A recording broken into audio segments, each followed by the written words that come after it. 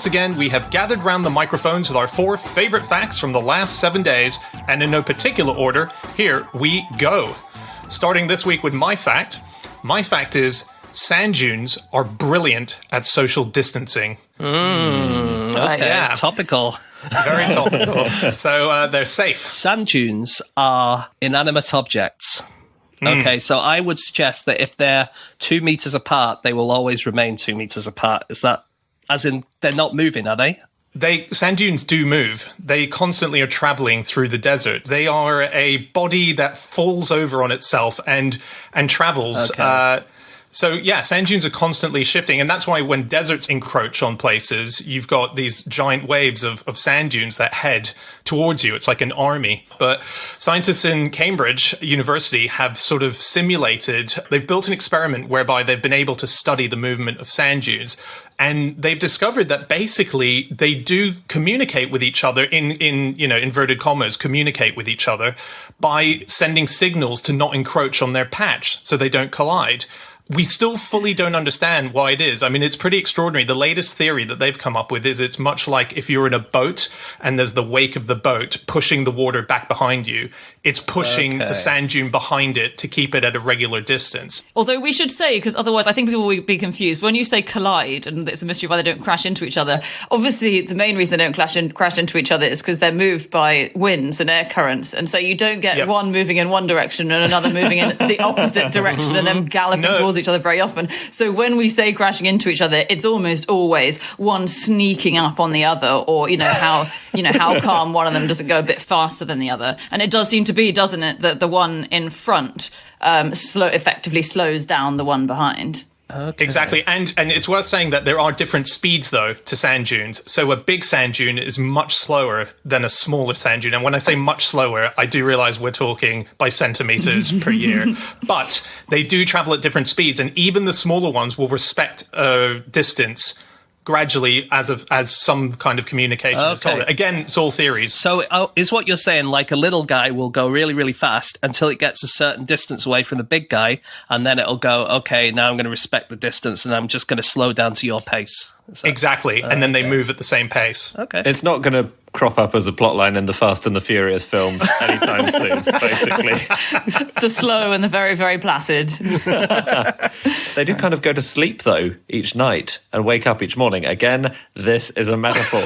But because of there's a big temperature change. Obviously, they're mostly in beachy and deserty environments, and especially in the deserty environments, it's way warmer in the day than at night. And that big temperature difference stirs the sand quite a lot. And at noon, the sand dune kind of wakes up, and the little winds are generated by the temperature difference and the increasing temperature, and they move the surface around. And that can be another thing that moves the dunes, a few meters a year. So is it possible to tell the time if you're in the desert by looking at a sand dune or not? I mean, I think you'd look at the colour of the sky, possibly. If it's completely dark, I think we know what time it is. That's the most amazing nomad skill you could have. That'd be really good. I was reading the other day that if you're on a mountain and you want to know how high it is, you can tell it by getting a bottle of Coca-Cola and putting some Mentos in it. You know that trick that they often do in America where you kind of put your Mento mint in there and then suddenly it sloshes up. If you're on a mountain and you have those two things, you can put the Mento inside the Coke, and the amount that it slushes up can tell you the height of the mountain. Do you know why? Cool. It's to do with the air pressure, I think. It's amazing that Edmund Hillary ever made it to the top of Everest without his Coke and his Mentos. Do you need to have quite a big bottle, presumably? Because is it the more it goes up, the higher you are? Or is it an inverse relationship? Or Well, here's the problem, Anna. I didn't really read properly into it. So if we were going to go on a hiking expedition next week, I'm going to have to do a bit more research. I guess is it air pressure? It's air pressure, yeah. So, it's Wouldn't your Coke freeze at a certain height, though? Would it freeze if you're on top of Mount Everest, which is the highest mountain? Maybe. Otherwise, how are they drinking? Maybe they're taking out one of those thermoses that you carried soup in on a school trip when you were young. Exactly. I can't believe you had soup in a thermos on your school trips when everyone else had sandwiches. Andy, This is another- it's actually an incredibly traumatizing childhood memory. I don't want to talk about it. It was the worst thing ever. It's incredibly embarrassing. It always spilled everywhere on the coach. No one would want to sit next to me. God, I hate my mother. What was she thinking? This experiment, we didn't quite go into it then, I think, right? So basically what they had was like a big Perspex circular tank with two walls, so the sand dunes could go around the circumference of the circle, right? And they could kind of chase each other. But the guy who did it was called Karol Batchik, and he works at Cambridge University.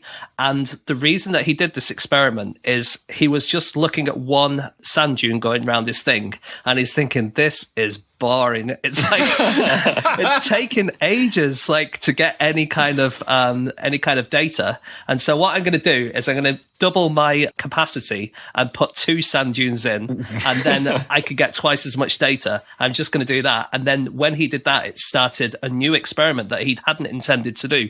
But what's really interesting is it's pretty much impossible to actually make a sand dune in the lab. Right. For years and years, they said it was impossible. This experiment gives a kind of an idea of what a sand dune might do. But of course, the difference between that and an actual massive, meters and meters high sand dune could be quite different. And so in Mongolia in 2007, they got a bulldozer and flattened a whole lot of the desert. And they set up an experiment to see a sand dune being made from scratch. Wow. But surely even the longest PhDs don't quite last long enough to genuinely watch a sand dune form from nothing and then move, do they? Or did they just sit in the desert for decades? They just sat there for decades, yeah. They passed it on to their children, actually. Wow. It's like a sourdough starter. Well, not unfortunately. Just as it happens, what they learned was exactly what everyone thought would happen according to the experiments they did in the lab. So they did all these experiments, and it turned out that what happened was exactly what everyone thought was going to happen, which... That's annoying. Is annoying in a way, but in another way, at least they've proven their theories are correct. Yeah. Did you know the second highest sand dune in Europe is in Wales? Is it? It's a place which is nicknamed the South Wales Sahara. It's 800 acres of sand, and the dunes get up to 200 feet tall, which is actually, that's massive. Tall. Yeah. It's so sandy there that Lawrence of Arabia was partly filmed there. Really? As a stand-in for Arabia, yeah. The tallest one's in France, isn't it? I think I've been to it. Yeah. Is it? Yeah. Have you? The tallest one in Europe. Have you slid down it? Actually, I've been to the tallest one in the world as well. Wow, where's that? That's in Peru, I think. And I've sandboarded on it as well. Cool. Which How is do you really do? How cool. do you go about that?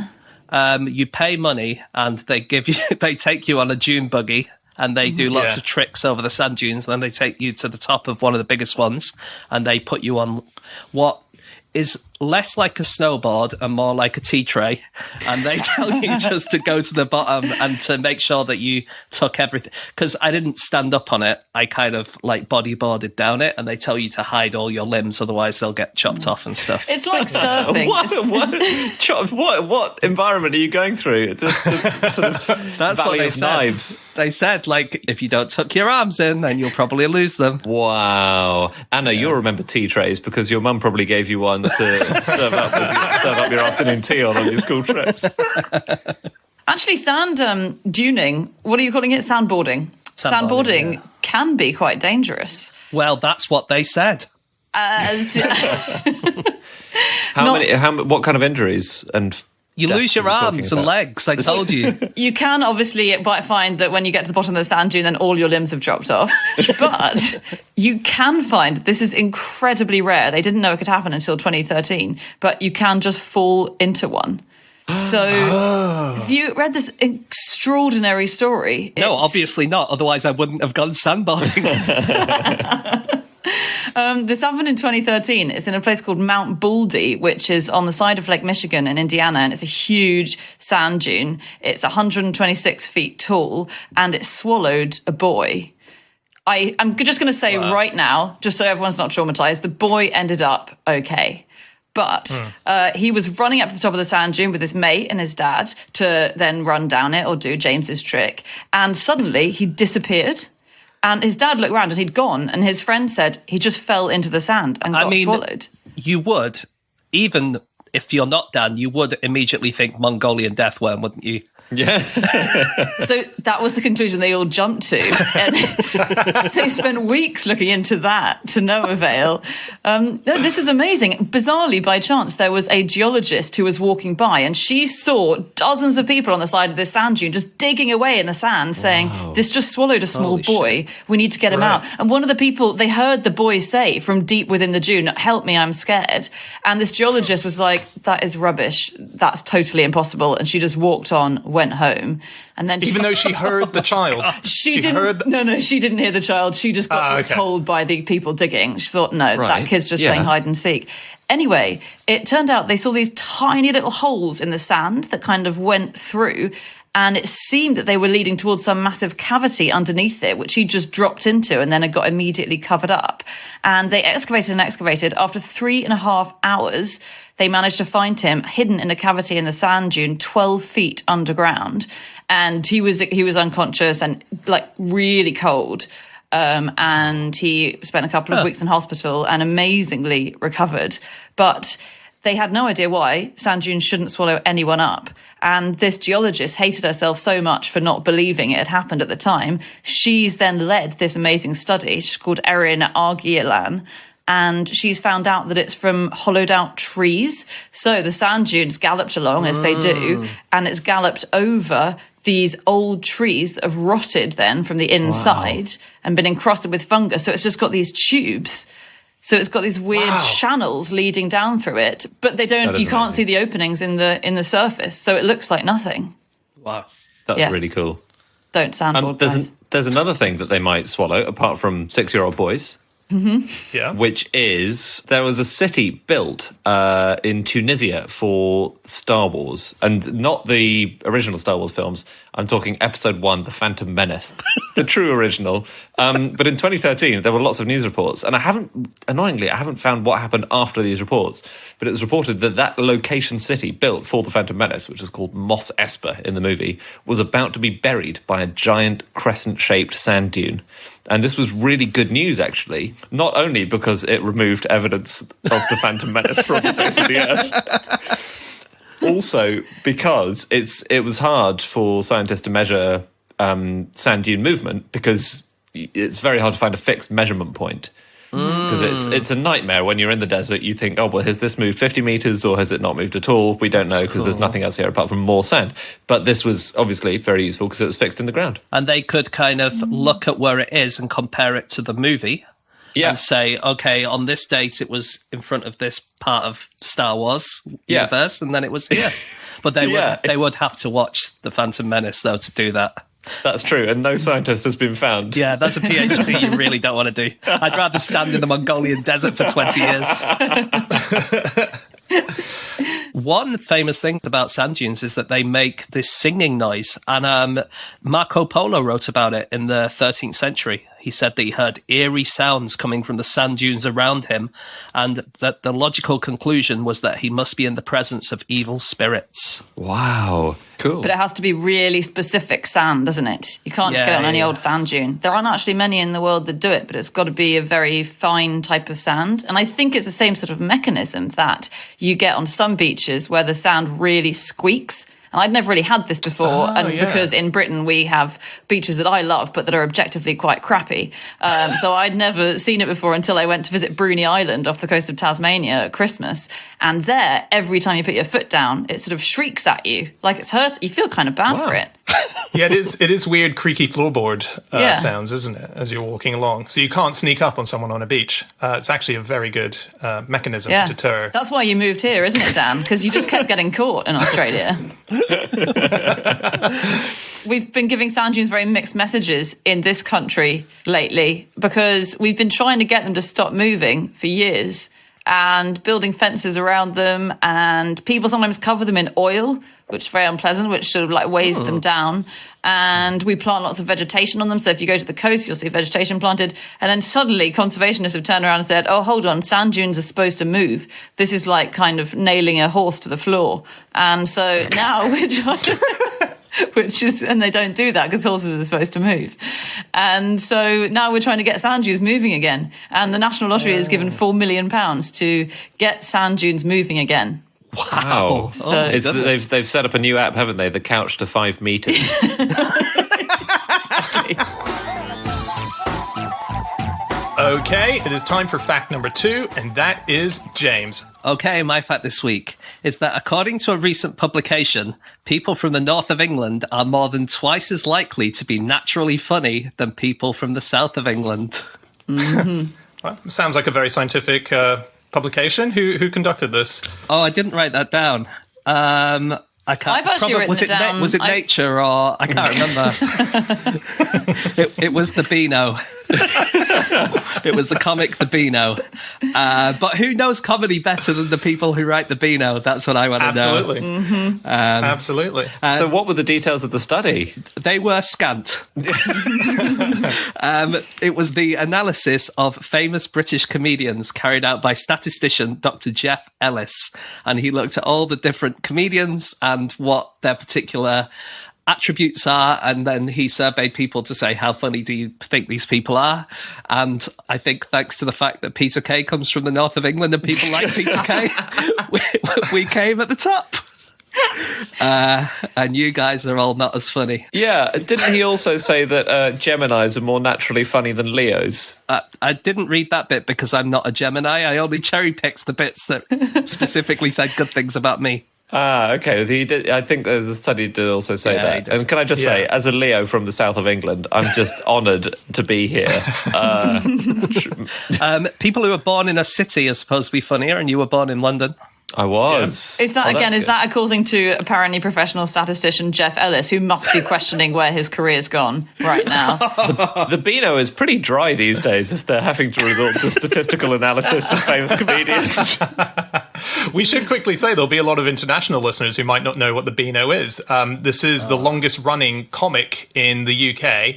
And it is famous for having created Dennis the Menace, the British one, not the American one. And it has a sort of sister publication called Dandy that has Desperate Dan. And so a lot of iconic British characters came out of this. Desperate Dan was named after you walking along a beach, wasn't it? Depraved Dan was the character's original name. Deported Dan after I was caught. We mentioned Desperate Dan in the very olden days, so it feels right that we're correcting the balance now. I think he had to give up eating cow pie, didn't he? Oh, yeah. Because of mad cow disease. We all have a friend who used to work on the Beano until quite recently. Really? Matthew Heighton. Comedian, excellent comedian, I should say. Also from the north of England, very funny guy. He used to work for the Beano. Yeah, that's right. And he's still part of the Beano WhatsApp group where everyone sends each other messages about the Beano. And I asked him if they had any facts. And so do you want to hear some facts from the Beano WhatsApp group? So the Beano offices in London are on Fleet Street, and it is where people believe that Sweeney Todd was supposedly had his barbershop. And so they get loads of tours of people who want to see the kind of dodgy, murdery parts of London always go to the Beano offices and have a look around. They don't go into the offices. They go into like the alleys next to the office because that's amazing. Where Sweeney Todd Very supposedly one of the biggest pranksters of all time, Sweeney Todd. Yeah. Well, he didn't have cow pies, but he did have people pies, didn't he? I guess. Yeah. Yeah, probably the inspiration for Desperate Dan. Who knows? I found out in my Beano research niche fact that definitely international listeners won't care about, which is the breed of dog that Nasher is. Oh, because if you look at Nasher, he's just sort of like a big frizzy lump of black with some legs sticking out. And he's actually a very rare breed. He's an Abyssinian wire-headed tripe pound. And he's a very rare breed of dog from the mountains of eastern Africa, according to the Beano website. They're world famous for their thick black coats, which are as strong and tangled as barbed wire. Which is weird, because barbed wire, actually, when it's erected, is not tangled at all. But they're also famous for their strong... Yeah. I suppose bits of it are. You're right, the barbed bits are, aren't they? Sorry, Anna, are you just being silly? This isn't a real kind of dog, is it? Yeah, of course it is. They're also famous for their strong teeth that can chew through concrete and smash bricks. Did you know? Did you know that Nasher can speak real people words, but only on Halloween? Ooh. Again, this breed of dog is particularly famous for that. They are extremely rare now. The American Dennis the Menace we've mentioned before, the beautiful coincidence that they both appeared at the same time, these two characters with the same name and both wear red and black costume. And American Dennis the Menace, I was looking into how he came about, his origin story, and he was actually inspired by, and this is the story that's told, in 1950 when the artist Ketchum was drawing, his wife came in to interrupt him to say that their own 4-year-old son, Dennis, had just demolished their bedroom by putting fecal matter that he'd found in his underpants all over the room and declared him a menace. And so he thought, ooh, that sounds like a good character name. So he helped to clean up the shit off the walls and then created Dennis the Menace. Because there was a song a few years before both of these characters came along that was quite popular called Dennis the Menace from Venice. And most people think that the reason that they came at the same time is because they were both inspired by this song, which had become quite popular. But the poo on the wall story is quite persuasive. So it might be the poo on the wall story also features in the music hall song, doesn't it? So I think it might have taken the same trajectory. I think the creators of the British version of Dennis said that he was inspired by that musical song. And actually, I looked up the lyrics to this song, although I can't find the melody, and I really want it. Dennis the Menace from Venice is a gay gondolier with gold rings in his ears, and he's a massive player. So the whole song is about how he's this gondolier who seduces other men's wives down the canals of Venice. At 9 in the evening, he dines with a blonde. At 10, he has got a brunette. At midnight, you'll find him with some ginger gal, and he teaches them all how to pet. Wow, it sounds a bit like Mambo number 5, doesn't it? Another song exactly what it is. Which originally ended up with the protagonist smearing his poo all over the walls. Mambo number 2, they had to rename it, didn't they? It's obviously a lot of the humour in the Beano is really lavatorial, and there was a plan in 2017 to do a Beano takeover at the Victoria and Albert Museum in London. And what they wanted to do was amend they've got a cast of Michelangelo's David there, and they wanted to tweak it so that it would fart as people passed by. And I can't find any evidence that it happened, because there was fury in the museum that there was actually genuinely irritating to people. And there was a memo doing the rounds about the plans, and somebody replied, an insider from the museum said, frankly, some of the things in the memo are disgusting.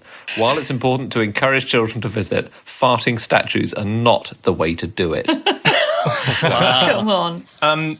So Beano launched in 1938, and there's not many copies left of the original issue. But by weird coincidence, I saw one the other day. A friend of mine, called Ollie Driscoll. He's a cameraman he works on movies like the latest Jurassic Park movies and Touching the Void and the Fast and Furious movies. Back in 1999, he bought the Beano first issue for £6,000. Wow. And as far as he knows, it's the only issue that has the toy that it came with, the free toy, which was a mask. Oh my God. He has, you know the guy who has that? Yeah, he has incredible. it. He showed it to me. Yeah, and he has it in mint condition, and he's up for selling it. So if anyone wants to buy a very expensive comic book magazine, he's got it for sale. Dan, I'm really interested because I read a bit about that thing, and it said that the toy that it came with, it called it a whoopee mask. Yeah. And I obviously only know the whoopee cushion, but presumably this is not a mask where someone has to sit on your face and it makes a noise. Yeah, I don't know. I think maybe Whoopi. Is it possible Whoopi had a different meaning to it back then? I think it didn't fart. I've seen a picture and I can't see where they would have got the farting mechanism into it. So It's very I think flat. it's just glasses. Yeah. Okay. Yeah. Do you know what the oldest comic strip in the world is about? No. This is what's established recently as the oldest sort of Western comic book.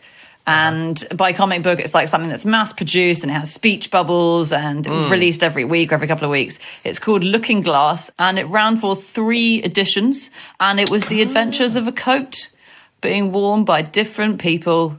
Is it about that? There's a Gogol story about a coat, isn't there? The overcoat, or the great coat. Yeah, the overcoat. It was not based on a Gogol story. It was pre that. It was 1825.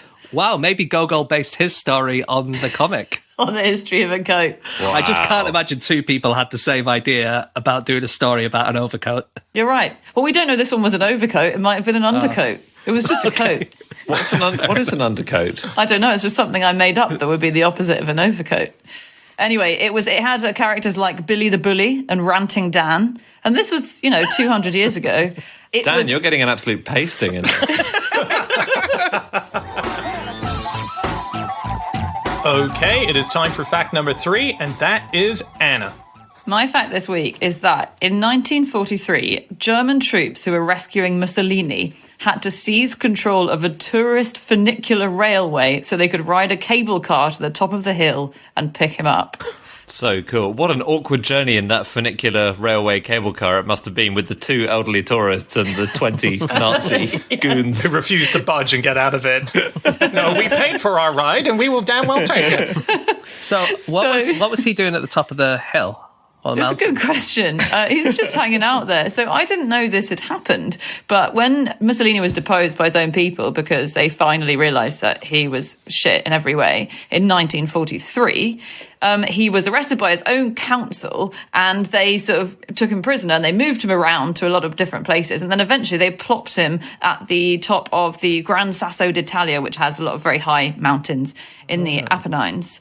And it's only reachable by cable car. And Hitler, who's a fan of Mussolini, heard about this, sussed out where he was, and ordered this rescue operation. And so in order to rescue, the plan was send some troops there and pick him up. And so, they had to seize this cable car. And it just, because they go quite slowly, cable cars, at the best of times. And I reckon in 1943, very slowly. Just imagine the rush and the frenzy. Yeah, it's a funicular cable car, which is where they have the 2 counterbalances. So they'll have 2 cable cars, won't they? One on one side and one on the other. Yeah.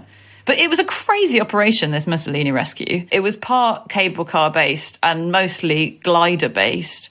And so the plan was for these 10 tiny little glider planes to land on the top of this mountain, which they'd sort of done some reconnaissance on and thought they'd seen a big meadow they could land on, which turned out to be a massive rocky field. So they all crash landed. Some of them were quite badly injured. Ran in to pick up Mussolini.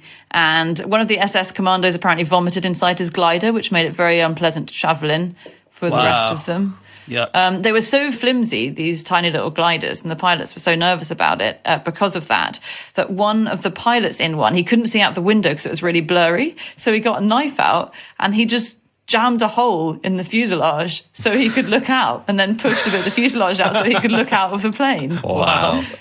And then they picked him up. They sort of gave him up quite... okay, take him. That's fine. Like, no bullets were fired. It was and Mussolini requested that as well. He said, please, no one shoots. And yeah, it was quite a peaceful operation. And they didn't get him out by the funicular, did they? No, there was an idea to get him out by a funicular. So they were planning to land a plane at the bottom of the funicular that he could just board. But the plane crash landed and lost a wheel on landing. So instead, they got him out by a small light aircraft from the top of the mountain, didn't they? Got it. Okay. Which also sounds crazy. And your wife's a pilot, so maybe she could say how unstable this is. But they were terrified about leaving because it was a really light aircraft and it was overcrowded to the extent that Mussolini, who was 6'4", massive guy, sat in the passenger seat. And then the guy who was in charge of the operation, Captain Scorzeni, was wedged in the luggage compartment behind and underneath the seat. And it was way too heavy. So it careered down this hill, bumped down this hill, which wasn't the kind of surface they wanted. And then did a nosedive off the edge of a precipice. And they only survived because the pilot realised that he'd have to leave it in free fall for a while. So in order to get up the requisite speed, that you can then pull the plane up and start flying it away. Mussolini was bad dude, I think we can all agree. He was also a British spy for some time. Yeah, he was hired by the British in 1917 and he was given a wage by MI5 to help keep Italy fighting in the war. Because in the First World War, they were on the same side as the British. And that was about £6,000 a week. So, he owes a lot of his early success to MI5. That's a huge amount of money. Yeah, is it modern day that much, or was that much at the time? Modern day that much. It wasn't. Yeah, it was £100 a weekly wage at the time, which is about £6,000 now. Okay. Enough to buy a second-hand car. Or, well, you know what £6,000 is. You don't need me to. Well, you can buy the first edition of the Beano for that back in 1999. Terrible news. Italy has dropped out of the war, but I did secure this. Check out my whoopee mask, guys. I think we've briefly mentioned before that his son, Romano, was a jazz musician. Oh, okay. Yes. And a famous jazz musician, more or less in his own right. I just wanted to add on, I found a memorial article about him in The Atlantic, and the headline was, "He made the refrains run on time." Ah, nice. Funiculars. Yeah. Yeah. Are great. I made a list of all the funiculars I've been on as part of my research. Great. How many? And I've been on... only 6. It's not enough. But one of them was closed when I visited it, so it would have been 7. So can you just quickly re-explain for maybe some of the audience listening to this show who might not understand what a funicular is, what it is? Sorry to do that. We obviously all know. So it's a little railway, which is normally they're designed to go up and down very, very steep hills. So if you've got, it's a very steep mountainside, it's a great way of getting up and down there with not too much, without going round and round the houses. So it's a direct line. And usually one car is ascending while the other is descending. So there are 2. And sometimes there's just one line and the cars are going towards each other and they're about to hit each other. And then just at the very middle of the line branches off into 2 and they go around each other and then use the same line again. That's a very efficient way of doing it. And the reason they're really useful is because you're using the weight of one of your trains to pull the other one up. So as one is descending, it's pulling the other one up. So you need a lot less energy. That's the crucial thing about them, is the counterbalancing. And they still use a little motor, so they still need to be able to pull themselves up the hill, but it's so much counterbalancing. Yeah, so you're using basically the potential energy of one to pull up the other one. But like Anna says, you do need some... It's not a completely perfect system of... not perpetual motion, so you do need... the closest we've got, yeah. You need a little leg up. Yeah. Apparently sometimes you can make them move just by having enough people in the cabin. If you crush enough slightly overweight people in, it can just weigh its way down. So that's an insulting moment when you step into a funicular and finally they're like, thank God, we've got them. Okay. It's like I was once in television studios in London and there was a load of people in the lift. And I needed to get in the lift as well. And I got in, and as soon as I walked in, it started beeping and said, sorry, too much weight in this lift. So I had to walk out and get the stairs while everyone else got the lift. Yeah, that's awkward. That's very unfair, but it's just because you were the last one in. It's only really insulting if you get in and the guy who's running a lift says, all right, well, you 6 people are going to have to leave, I'm afraid.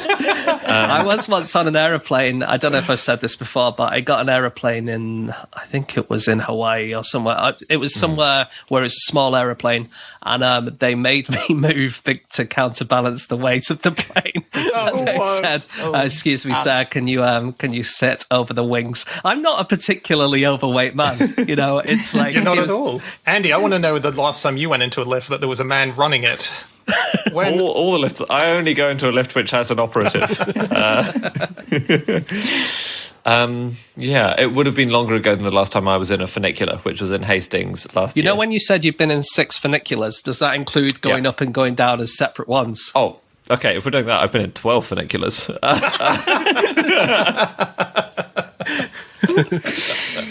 But they are, I mean, I find them kind of weirdly lovely. Again, I'm a bit of a funicular obsessive. Not that much of one, because I've only been in 12/6. But funicular and moss, they're your 2 loves, aren't they, Andy? Pretty sad, isn't it? If you imagine a funicular overgrown with moss, and that would be my dream. But they are very cool. And I find them quite weird, because obviously they're only usual in very hilly or mountainous places, and so you get loads of them in seaside resorts. Like Scarborough has 5. Really? Okay. Wow. Yeah, or it has had 5 at various different points. Hastings has 2. Do you guys know the song about funiculars? The really famous one. Funiculi Funicular, from the 1880s. Do you know it? Like, no. It's you would know it. If you heard it, you would know it for sure. It's like a really famous Italian song that like goes da da da da da da da da. Funiculi, funicular, funiculi, funicular, da da da da, funiculi, funicular. So it's really, really famous in the 1880s. Yeah. And Richard Strauss was on holiday in Italy, and he heard this song, and he thought, because it's such an absolute banger of a tune, isn't it? He thought that this must be like a really old, like classical Italian song, and so he put it in one of his compositions, and then the guy who actually wrote it, who was living in Italy, heard this and he was like, that's my song. What's going on? And so he sued Richard Strauss for the money for his song, and he won as well. Wow. So it's as far as I can see, it's like one of the oldest examples of someone suing for someone stealing their songs. Wow. Cool. Isn't that cool? That's amazing. Yeah. Do you know Ireland has one cable car? Just the one. Okay. It's just got one cable car. It takes people from Cork to Dursey Island, which is just off the coast of Cork. And it's the only way of getting to the island. And there was outcry a few years ago when it was announced that no longer was the cable car allowed to be used to transport cows. Now, this is actually a serious problem because a lot of the Dursey Island industry, which admittedly is quite small, I think it only now has 2 permanent residents. A lot of the industry is quite cow-based, quite cattle-based, and the cable car is tiny. It can fit 1 cow. So when they were moving cows over, the farmers, when they were moving the cows across, the farmers would have to put them one at a time in this one cable car. There are great pictures of them disembarking. And then would they have to sometimes put the cow across, but then send some corn back, and then put a chicken back in and send that back? Is that what? Yeah.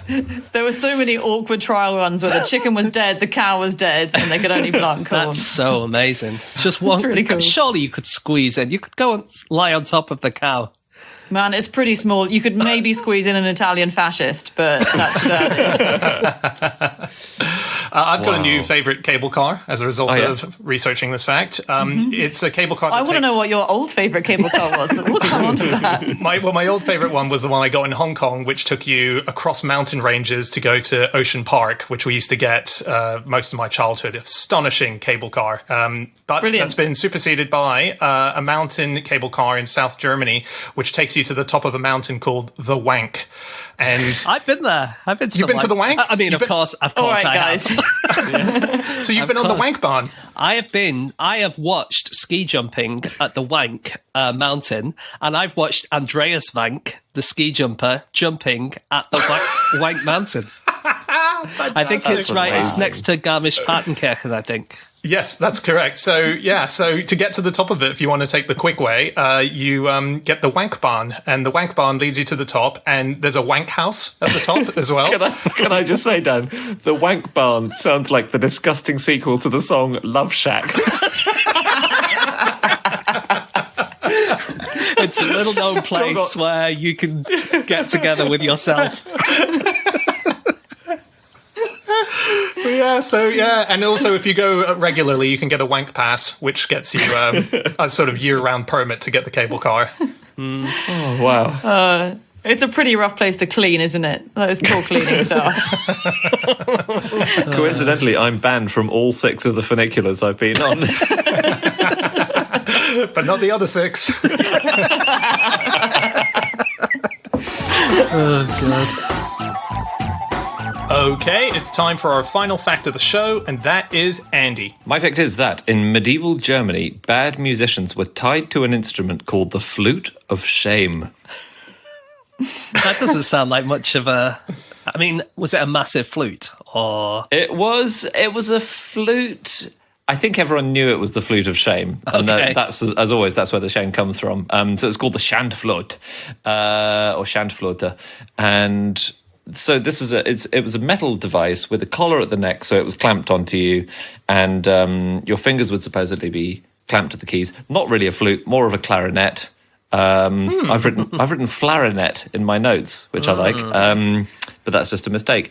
So there are a couple of these things only in existence. One of them is in the Medieval Crime Museum in Rothenburg, and another is in the Amsterdam Torture Museum. And so I couldn't quite work out if these things, were real or if they were Victorian reproductions. But I did find a paper in the journal Torture, which is all about it's about other shaming instruments. And there were definitely things like the neck violin, which could be attached to you, and you might be put in a pillory. You might be tied up somewhere with this wooden violin, again, attached to your neck by a kind of iron band. I saw a picture of that. To me, it didn't look like a violin at all. I think they just called it that because it Yeah. goes on your neck, didn't they? Exactly. There and are your some which- hands get locked in. There are some which definitely look like violins. Okay. Oh, okay. Because the There's- flute one does look like a flute. That's why it confused Yes. me. Or clarinet, you know. Oh, clarinet. Or clarinet, you know, it's one of those. Do you have to play it while you're in it? I mean, accounts vary. Some people say you'd be sort of put on and walked around a bit, and you'd have to, go, yeah, I am a crap musician. But Oh, it is the perfect instrument for feeling sorry for yourself as well, the violin. So that's quite a nice. I asked Greg Jenner about this, whether he thought this was a real Oh. thing or not, and he asked Dr. Eleanor Janega, who is at Going Medieval on Twitter, who's a medieval historian, and she isn't sure. She thinks that it might be one of those inventions that were, as she puts it, retrofitted, as in it's like more of a Victorian idea. On the German Wikipedia, it says, in recent times, the Schandflute is often presented as a punishment for bad musicians, but like the neck violin, which also resembles a musical instrument, it served to punish various minor violations of the legal system. So not for musicians, but just a more general kind of punishment like the stocks kind of thing. So I guess we just don't really know, do we? It's kind of... yeah. So Yeah. the violin definitely seems to be a thing.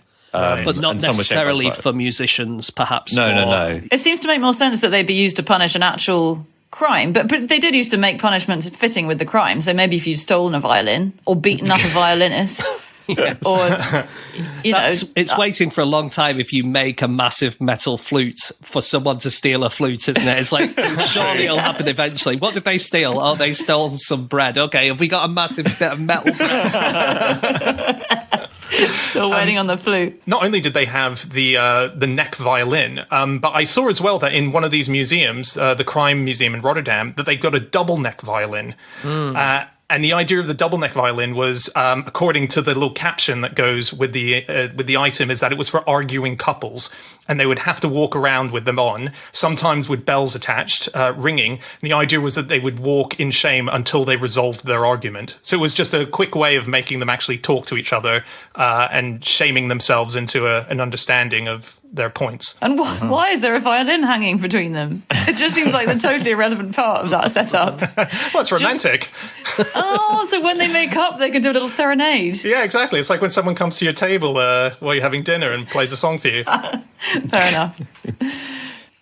So just on flutes, is it flutist or flautist? Flautist. Okay, one vote for flautist. It seems to be that in America it's flutist, although one of the greatest ever players, Julius Baker, he has said it should be flutician.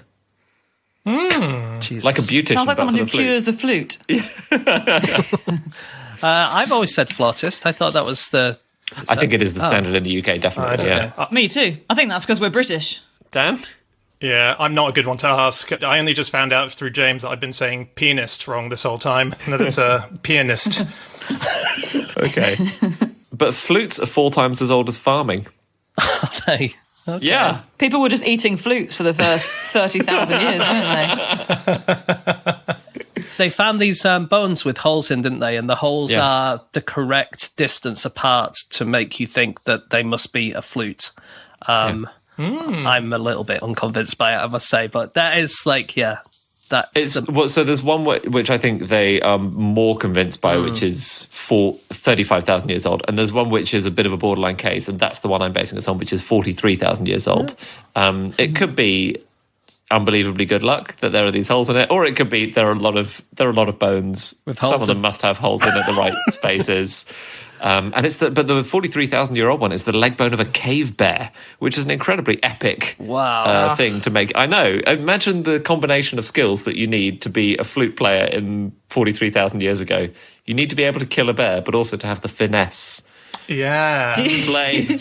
That is incredible. I think we can safely say that the coolest guy in an orchestra, or girl, which is not a difficult thing to be, I know, but is definitely the person who's playing the bear's limb. Right?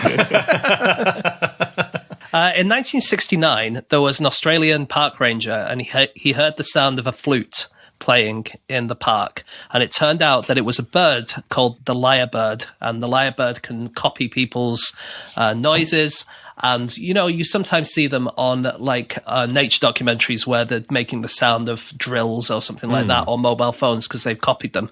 So he heard this bird that was singing a tune that sounded just like a flute. And he did some research and he found that 30 years earlier, there was a flute player who'd lived near the park with a pet lyrebird. And he used to play the flute to this bird. And then he let the bird go free into the forest. And what he surmises is that bird then taught the song to all the other lyrebirds. And so what we're hearing now in 1969 in the forest was like a recording of a 1930s song that guy had played on his flute. Oh. And it was that song about the Dennis the Menace from Venice, wasn't it? Yeah. We should make full orchestras out of birds to save us having to carve all these instruments out of bear limbs. We could just train up lyrebirds to play everything. Or like Beyonce should release her next album purely on birds. On a bird. Okay, just one thing going back to medieval punishment very quickly. In medieval Ireland, the punishment for masturbation was penance of 120 days.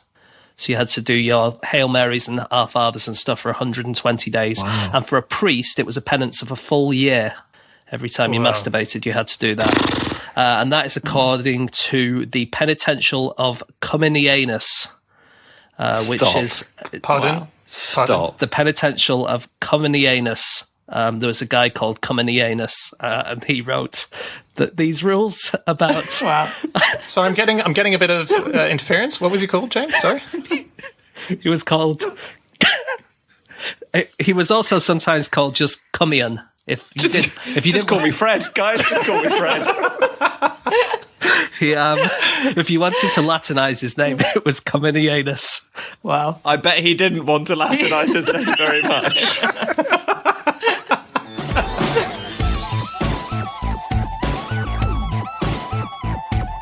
Okay, that is it. That is all of our facts. Thank you so much for listening. If you'd like to get in contact with any of us about the things that we have said over the course of this podcast, we can be found on our Twitter accounts. I'm on @Schreiberland, James.